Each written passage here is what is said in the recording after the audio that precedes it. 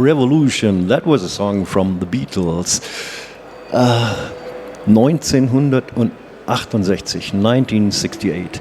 Und neben mir sitzt ein sehr junger Mann, mit dem ich jetzt reden werde, der verantwortlich ist für den Sound von verzerrten Gitarren. Neben mir sitzt Gary Hurst. Nice to meet you, Gary. Oh, the red microphone, please. Can we have some mics? Okay, lovely. Yeah. I'll have the red one. Yes. Yeah, nice to be here saying, it's very good. Yeah. Good of you. Gary, you are responsible for some guitar sounds the world in the early 60s revolutioned. Is that right? A lot of the old hits, yeah, let's say. You're the guy who was inventing the tone bender. The tone bender, that was the name fuzz, of that. That's right, that's exactly. And there was the first effect pedal or effect thing that's... I wouldn't say it was the first, but it was certainly the most commercial one, because the other one, who I won't name, which I won't name, didn't really work that well. I mean, people wanted a very long sustain on the pedal, so I worked this thing out to give a good long sustain on it. I read that the guy who wrote the song, the James Bond theme, he was asking you for... Yeah, that's where it all started, actually, yeah, that's right. Tell me about that. Yeah, Vic Flick. Vic Flick came in the shop, and I had my laboratory behind the shop at the time in Denmark Street in London, and he said to me, I've got this little fuzz box, makes a sort of a dirty sound, I won't go above that. And he said, can you make it longer? Can you give it a bit more sustain? And tried it out for a couple of days and couldn't do much with it, to be honest. So I said to him, listen, Vic, I can't do much with it, but if you like, I'll do another one. And I just based it on that sort of theory and pumped it up a bit, so we got a 20-second sustain, and he loved it. Because when they went out on tour, you have to understand that they only had about 5 elements in the band. The James Bond, the orchestra that he played in with, what was the name of the orchestra? No, I don't know. No, okay. Had so many elements in the studio, and they did the same numbers on the road, and they had to get the same sound with about 5 people. So he wanted this long sustain to take the part of the saxes and that. So that's why it worked. And same thing with Tom Jones.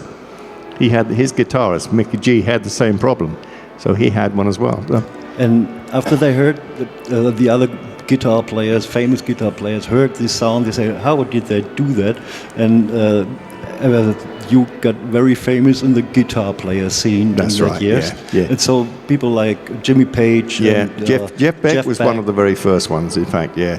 And I think actually he wanted one because he'd been loaned one of these from Jimmy Page. Oh. And he liked it. So, I mean, they were friends, and Jimmy Page, Eric Clapton, and Jeff Beck all came from the same town. Anyway, that's the town of the guitarists, And so, the Beatles used this? Yeah, I've been called up by the Beatles a couple of times to take these pedals down to the studio, and they tried them out, and then they took them with them.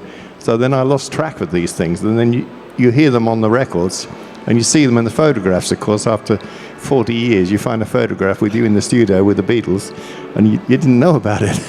I went in so many studios with them, it was unbelievable. Yeah, that's really unbelievable. Abbey Road, Wembley, and BBC, and all the other places. So you can't remember everything. It's too much. Yes, and even the Rolling Stones, like Keith Richards. No, I didn't do anything with the Rolling Stones. No. He used the other one, the American one, on Satisfaction. Okay. That was about it.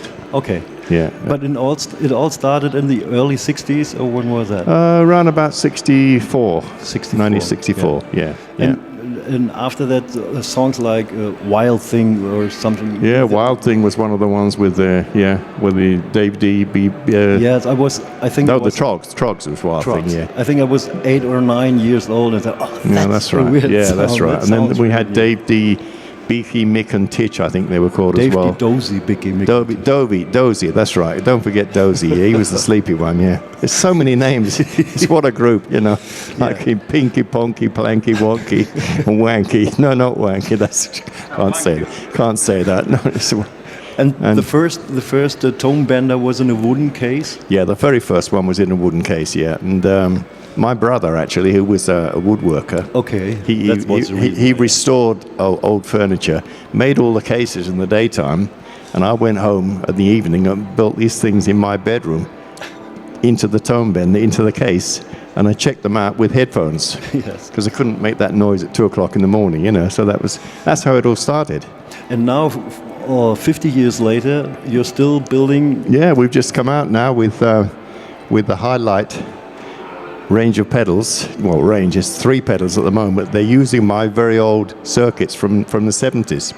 So there's the Fuzz, which we call the Fuzz Man. There's the octave fuzzer, which is basically my old Octafuzz, and the phaser. So we're back on route again. How did the sound change in the last 50 years? The guitar sound hasn't changed that much, to be honest. It's just a little bit, isn't it? It has changed a little bit. Yeah, a lot of digital sounds around now, but they're thinner. You know, they haven't got the guts of the old fuzz boxes. And people, when they know about these new old circuits, because they are new fuzz boxes with the old circuits, my old circuits, when they find out about that, they want them because they want the old sounds. Yeah. They want the gutsy sounds, you know, that's really why, with a long sustain. So that hopefully we have one. That's going to be good. From outside, yeah. Okay. Space. Yeah. And you are here on the Frankfurt Musikmesse and selling your new stuff? We're presenting them, actually. Presenting them for the first time in this show. Yeah. Have you ever been before at the Frankfurt? I've been here in the Frankfurt show. I think I must have done about 45 Frankfurt shows. Oh, really? The first one was 1964. Jesus. When I came with an electronic organ, which I designed in Italy, because I used to work on the Vox Continental in the Vox laboratory as well, on the AC30 and that in the old days. We were about 4 or 5 technicians in the whole setup. Are you a guitar player also? Yes, I don't profess to be a guitar player, but I do play the guitar. You have to play guitar too. Yeah, I've got quite a few guitars at home which I pick up and just plug in and try out the fuzz boxes and that. That's about it. They go back in the case again. That's about it. Yeah, I don't play. I sing a bit, you know. So you do. Yeah, just keep up with the rhythm, you know. Otherwise, you get older than old. Yeah. Even older than. Even older than what? Forget it. Even older than I am. We don't talk about our ages. No, don't talk about that. Not musicians. Musicians never get old. Right. You are absolutely right, yes. Yeah, exactly. Yeah, Gary Hurst, the inventor of the first fuzzy guitar sound. I can say that? Yeah, you can say anything you like. You're the boss. Yeah. You're the one that's asking the questions. I'm just giving the answers. You're damn right. Yeah. Thanks to being here and talking with us here for Radio X Virus Music. Thank you for having me. And I would like to listen to your new stuff. Yes. The next time I try willingly. it out. Yeah. Okay. Yeah. And we hear one more song from a very famous guy. Right now, he used to play with the Yardbirds. His name is Jeff Beck, and he's pretty famous. Yeah, you worked for him too. Pretty good guitarist as well. Yeah, he's has a good career. He is still playing. Yeah, he'll make it.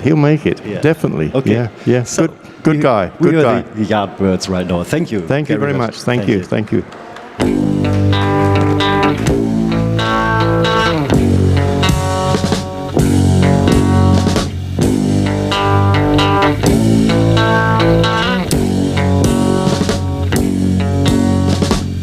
Judge a man by the way he wears his hair. Can you read his mind by the clothes that he wears? Can you see a bad man by the pattern on his tie? Well then, mister, you're a better man than I. Yeah, mister, you're a better man than I. Oh, mister, you're a better man than I. Yeah, mister, you're a better man than I.